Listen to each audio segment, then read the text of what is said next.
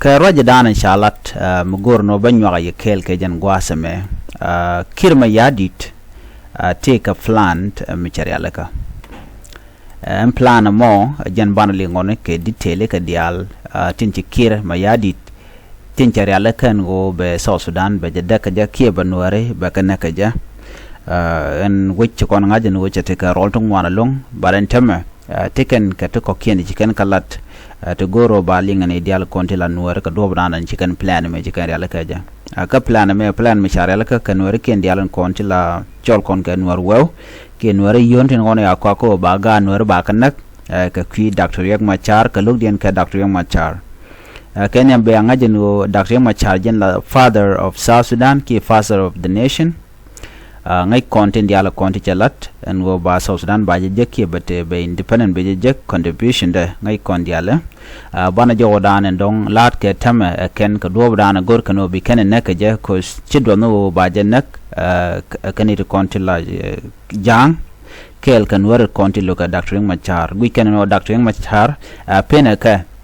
to go pena ka jeg yoni pena ka kwar ko de randa kwar ki de randa je gor Nueri we can no court wogre we can answer kana wolang ka wi dial ko ken pangak we can no ejaram danan non koroto to ko dung modong si jan dong tel kor modong de ter de Nuer de chu bonaka jang nang kai mai nang kane de kan chu jalora bang so jan danan we can Nueri no mo Nuer kon shun kel ke kim yadit so ray ler kana me men cha kwan men cha mek selpa ke me yadit awa shikume self ke ma yadit chikan plan chikan realaka ke duop mi bekan mal bekan non ka je mal actual ke revitalize agreement on the resolution of conflict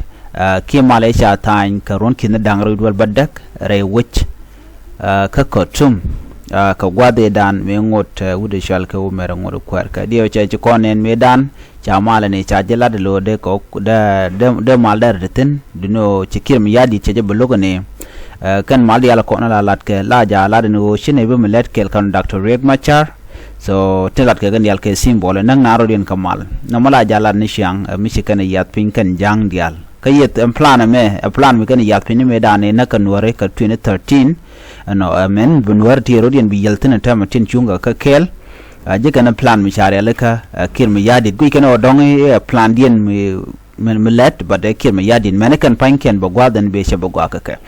so jo chalat gwasame ke Saturday Minister of Cabinet Affairs wun mishal ka Dr. Martin Elia Lumoro chalat nene jani shi nei ke kuma kel chinera realeka no shol nei mishal ke national unity ano bikan ta kuma ka bikan nyokomri alkaneka kashinay agree and go bnawe won yamre malka kondial as a country ki elawich ano ba ring machar ba je yugo gwas ndar teten ba je yugo yu kwamde ba gwada ba je mukarara den ngoda kan look ba lwang de keliu immunity de ba je wukeje ba je kule nyok mu wukeje ba je kule look no mo michikana kwen no mo kel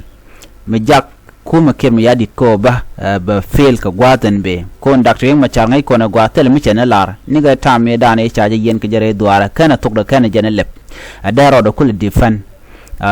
du mu charo do kul defend de kul ngaje no Dr. Riek Machar che fail tel mu bera to de tel chong okay no but tindi alat ken ka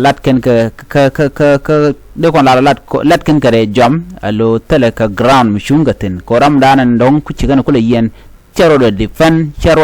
tenjen gwadan cha yenten jak kim yadit ko telemuto ko je at this point okay kiri kon lat karodien man chala da kum kirma yadi da kene ko be South Sudan ba woni am chikan na green wo bika yikte ke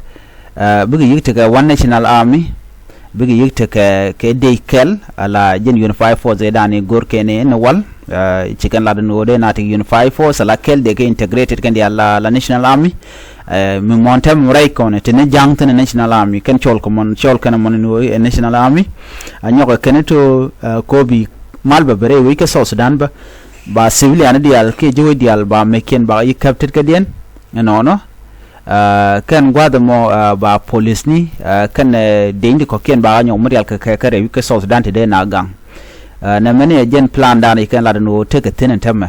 plan dia no ba ne dial ba integrated into one national army ka ci kan logo ne na wal no njiriyen ka Dr. Machar ce ga jako bi kan logo no ba national army ba jela te Dr. Machar ten